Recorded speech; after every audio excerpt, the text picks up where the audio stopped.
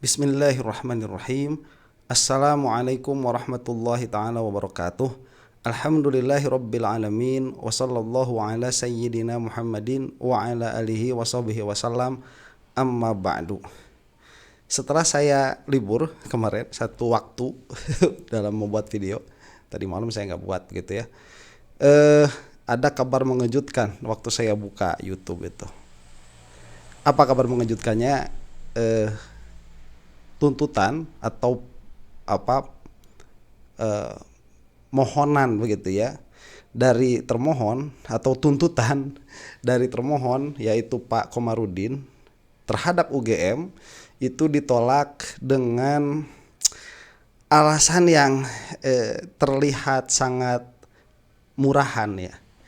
Apa alasannya? Alasannya itu nanti sebagaimana akan kita simak dan akan kita saksikan. Alasannya adalah daluarsa.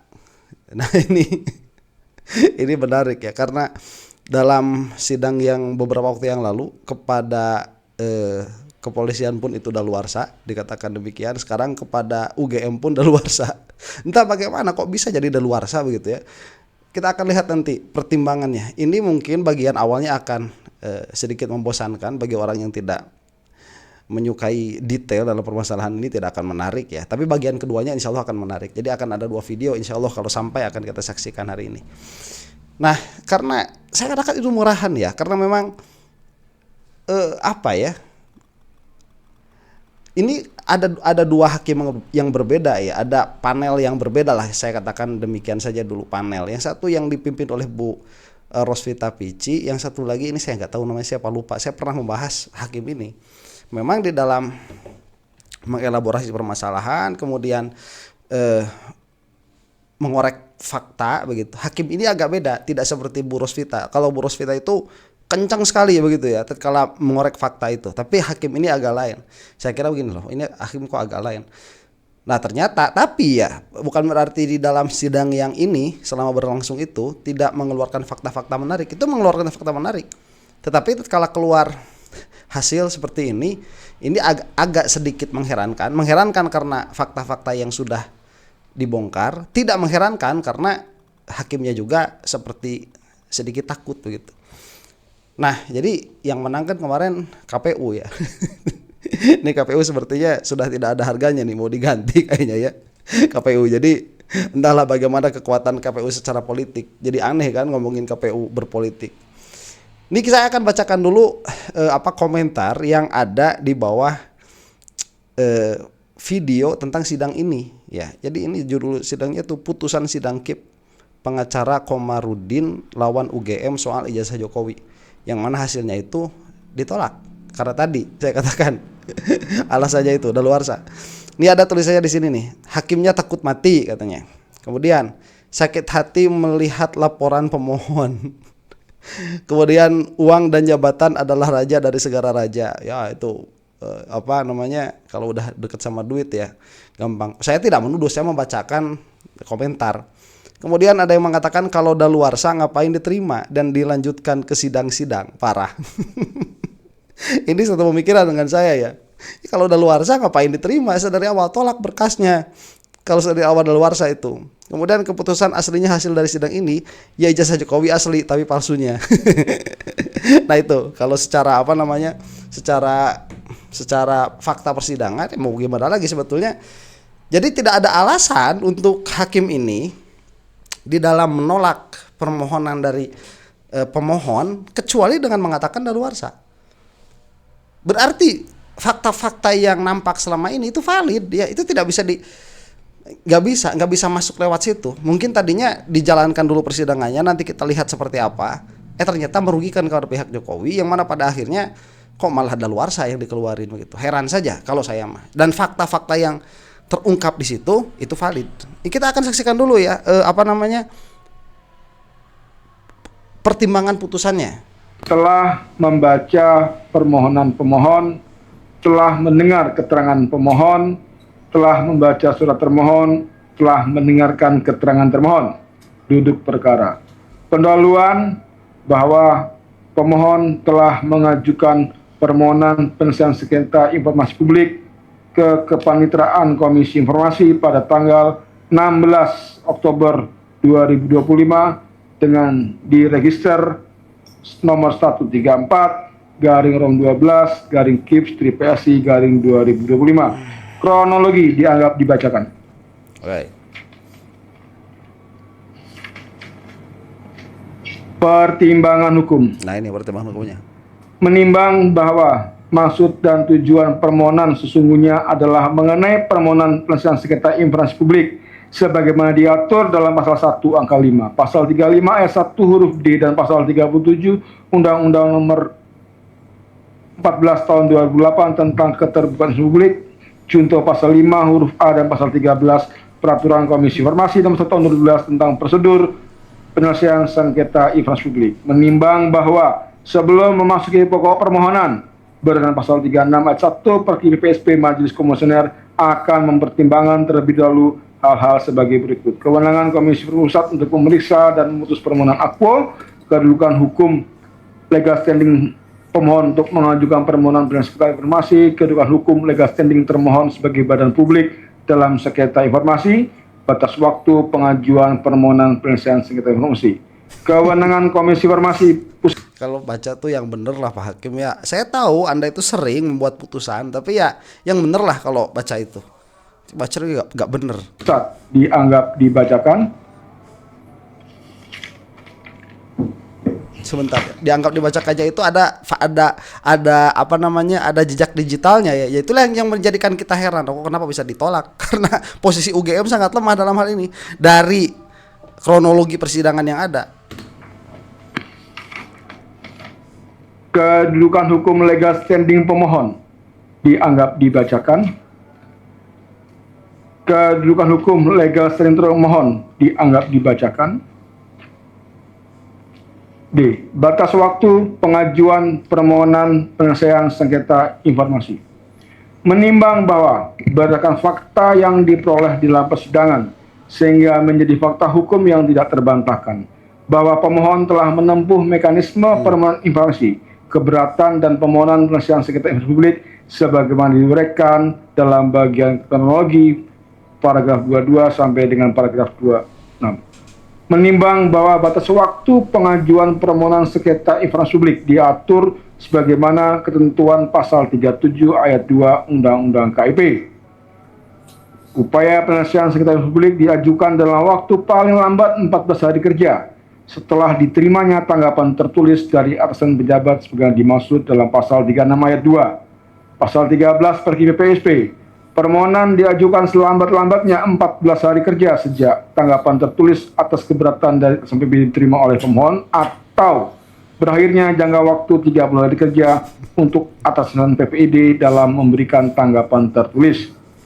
Menimbang bahwa berdasarkan fakta yang dalam persidangan sehingga menjadi hukum bahwa pemohon mengajukan penyelesaian sengketa informasi publik kepada Komisi Informasi Pusat yang diregistrasi pada tanggal 11 Desember 2025 melalui surat nomor 022 garing S.KH garing KPLF garing rom 7 garing 2005 tanggal 16 Oktober 2025.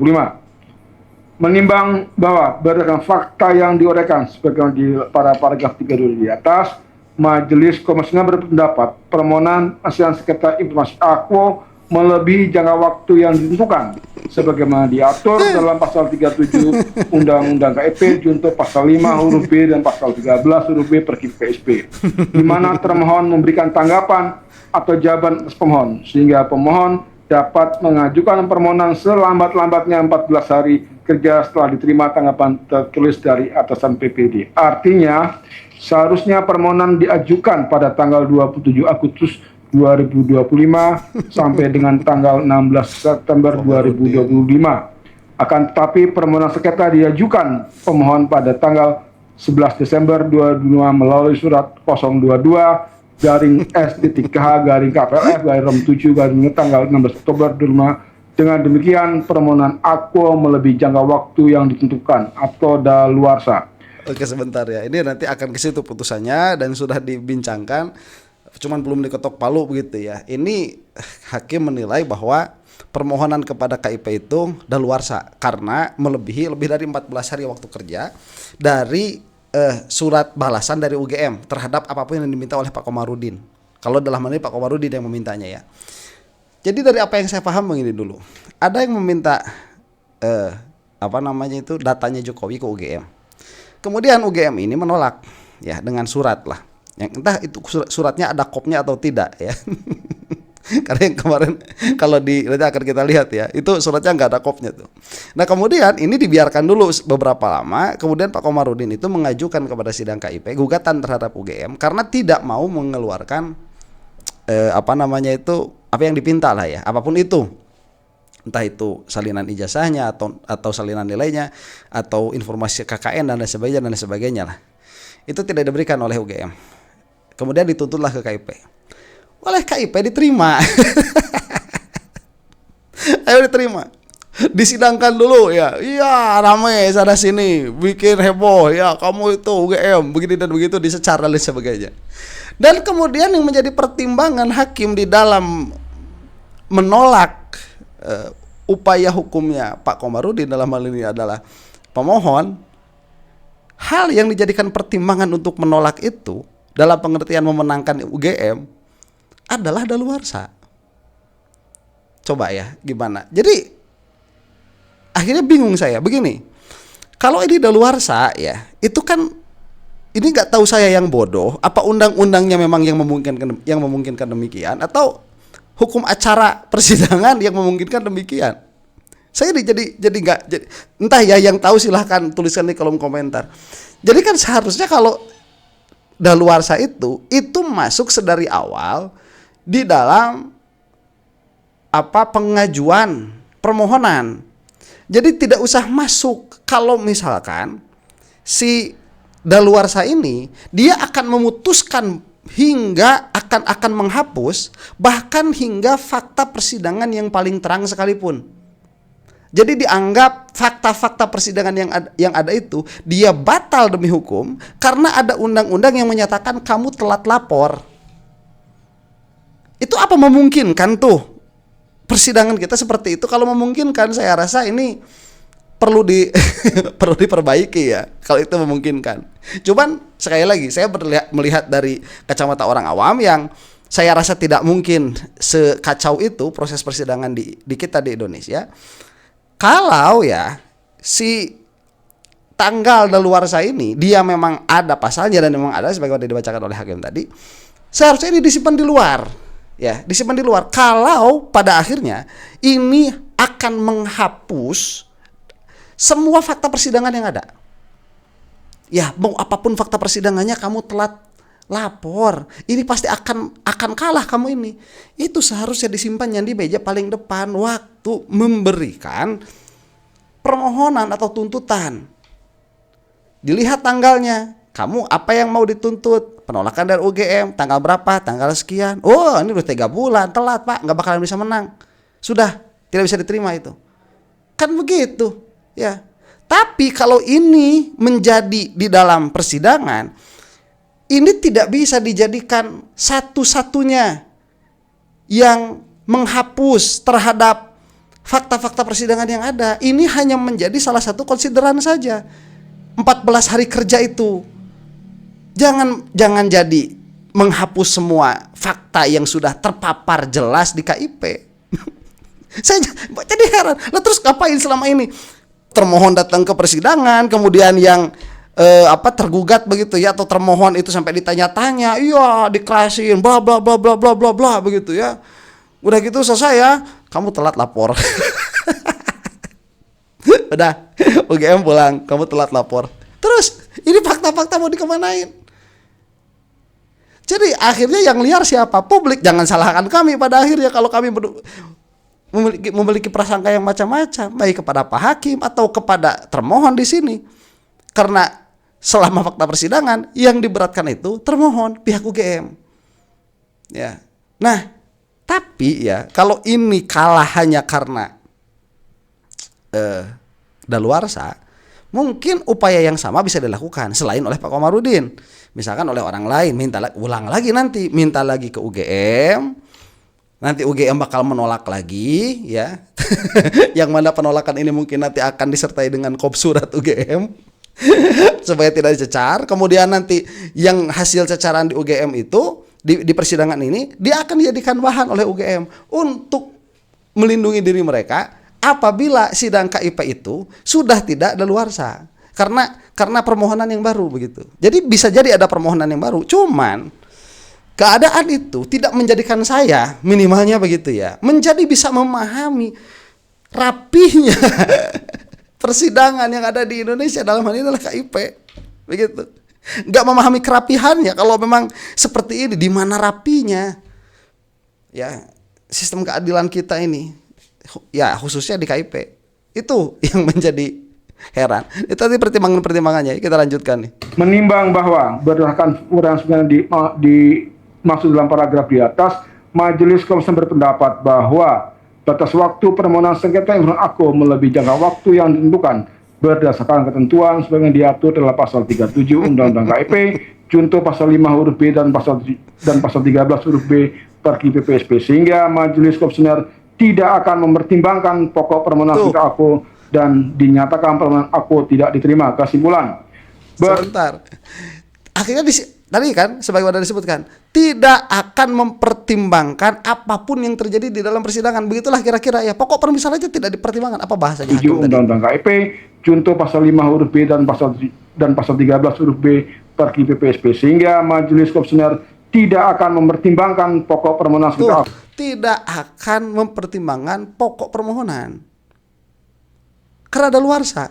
Ini mah ya Pak, kalau besok lagi kalau kayak gitu, simpen ini di meja di teller Anda tuh di depan, simpen itu undang-undang itu, simpen biar tahu orang yang menerima apa yang melimpahkan permohonan itu supaya tahu ini pasti ditolak.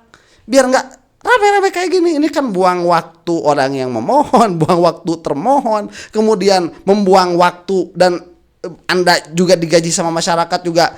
Kalau pada akhirnya obvious pasti akan kalah begitu. Karena ada undang-undang yang jelas di situ mengatakan, dan ini bisa menghapus kepada substansi permasalahan. Apapun yang terbuka di persidangan, ngapain sampai dimasukkan ke persidangan itu? Ya, ini apa saya yang bodoh ya? Atau memang hakim itu punya logika sendiri? Atau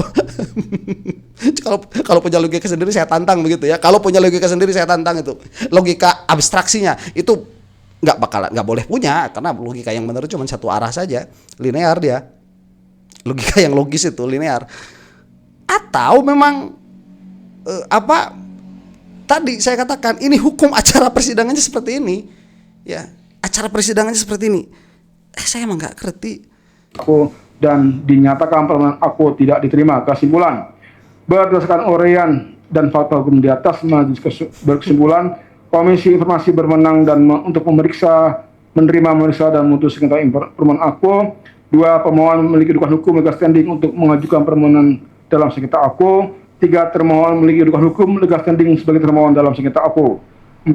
Batas waktu pengajuan permohonan penyelesaian sengketa publik tidak terpenuhi berdasarkan Undang-Undang KIP, junto Perki PPSP. Amar putusan memutuskan menyatakan permohonan sengketa informasi tidak diterima. Demikian diputuskan dalam rapat pemusatan Majelis Komisioner, yaitu Handoko Agung Soto selaku ketua merangkap anggota, Dina Rayana dan Masaudin masing-masing sebagai anggota pada hari Rabu tanggal 21 Januari 2026, dan diucapkan dalam sidang terbuka untuk umum pada hari tanggal 21 Januari 2026 oleh Majelis Komisioner yang namanya disebut di atas, dengan didampingi oleh Victoria Vanessa sebagai panitia pengganti serta dihadiri oleh pemohon dan termohon.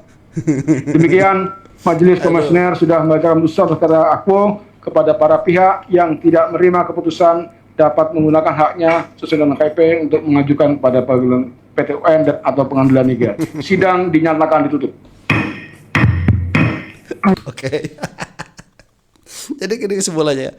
Kesimpulannya, pihak pemohon memiliki legal standing, pihak termohon juga memiliki legal standing untuk dituntut dan untuk membela diri. Ini dua-duanya punya legal standing dan sudah berantem di persidangan, tapi yang ini telat lapor. Maka dari itu ini ditolak. Terus selama ini ngapain? Itu loh.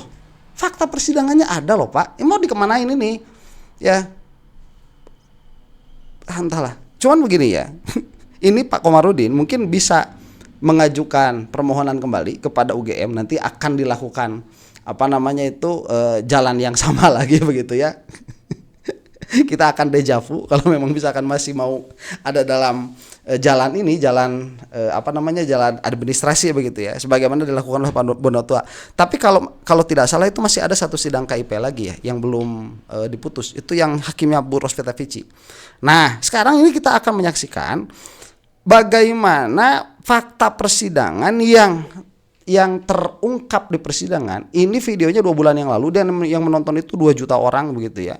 Banyak untuk kasus Jokowi yang menonton segitu, karena ini bukan hiburan semata. Orang yang suka channel-channel begini enggak terlalu banyak. Bukan di channel saya maksudnya, di video aslinya itu 2 juta yang menonton. Dan Bu Rosvita Vici ini on the point sekali begitu ya. Terbuka fakta persidangannya seperti apa, dan dari hal ini dilihat dari segi fakta yang terbuka ini, UGM udah pasti salah begitu. Sudah pasti salah UGM secara administrasi.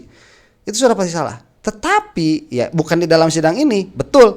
Namun yang tergugat sama siapa? UGM. Di sini akan jadi ada perbedaan bagaimana hakim yang ini, saya tidak tahu namanya itu ya.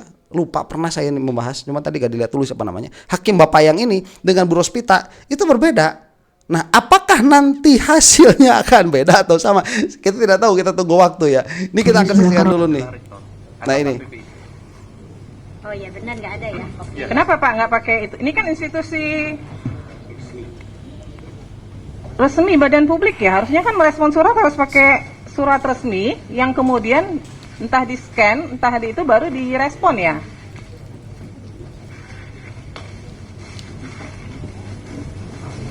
Ini bahkan tidak ditandatangani loh. Ini kalau kita mau bilang ini sah dari UGM, mana yang membuktikan ini sah dari UGM? Nggak ada tanda tangan, tidak ada kop lembaga UGM-nya, nggak ada.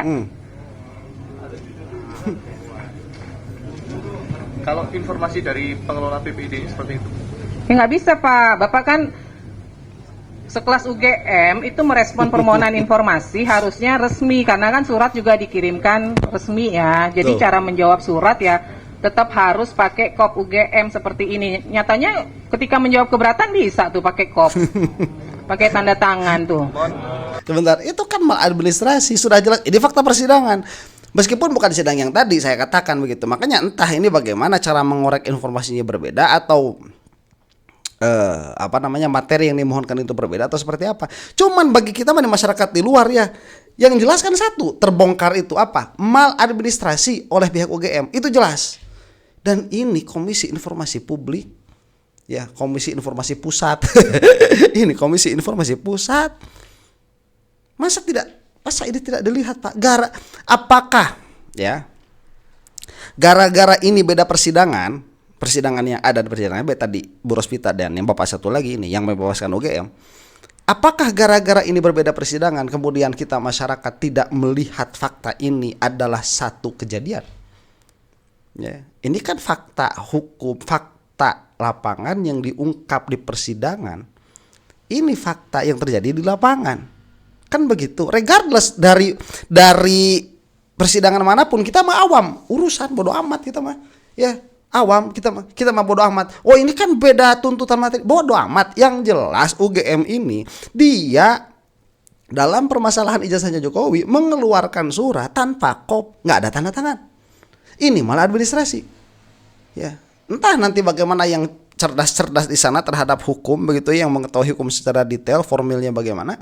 Apakah ini bisa dijadikan bahan untuk melanjutkan atau membuat masalah baru dengan UGM, saya tidak tahu. Cuman dari segi masyarakat seperti itulah adanya. Dan memang saya tidak bisa menuntut kepada hakim yang tadi begitu ya untuk bla bla bla, nggak bisa lah, itu keputusan hakim, mau gimana lagi, saya tidak bisa menuntut apapun. Cuman saya berbicara dari segi substansi masalah ijazahnya Jokowi. UGM main, as simple as that ya, as simple as that. Jadi kalau misalkan dikatakan apakah hakimnya takut mati, enggak. Kalau saya dari perspektif saya begitu yang di luar, saya melihat apa? Kalau dari awal itu sudah mau dikatakan ini daluarsa, kenapa diterima dan dipersidangkan? Mohon izin Bu. Pengunjung tolong tenang ya. Karena yang tanda tangan di situ adalah kewenangannya rektor sehingga menggunakan kop UGM. Iya kan PPID-nya kan juga di SK-kan ya. Jadi sebenarnya punya kewenangan untuk juga menandatangani surat ya. Enggak, ini gini. Ini kalau surat begini Bisa nggak ini dinyatakan surat resmi? Kalau by emailnya resmi UGM, Bukan soal by email, persoalannya surat ini kan dikirim ke lembaga gitu loh. Maka ketika itu respon dari lembaga, dia harus pakai kop surat lembaga dan harus ditandatangani. Ini kan tidak ditandatangani nih. Gitu loh. Jadi ibaratnya di PPID itu siapa aja bisa merespon begitu loh. Kan nggak bisa dong. Kan ada di situ ada ditunjuk yang bertanggung jawab. Ini sekarang kalau surat gini nih siapa yang bertanggung jawab nih? Nggak bisa kan? Nggak ada yang nanda tangan loh surat ini. Gitu loh. Hanya ditulis pejabat pengelola informasi dan dokumentasi PPID kan banyak. Bukan hanya satu orang. Ya kan? Ini jadi catatan ya buat UGM ya. Surat resmi harus direspon dengan resmi. Nggak bisa sembarangan. Tuh.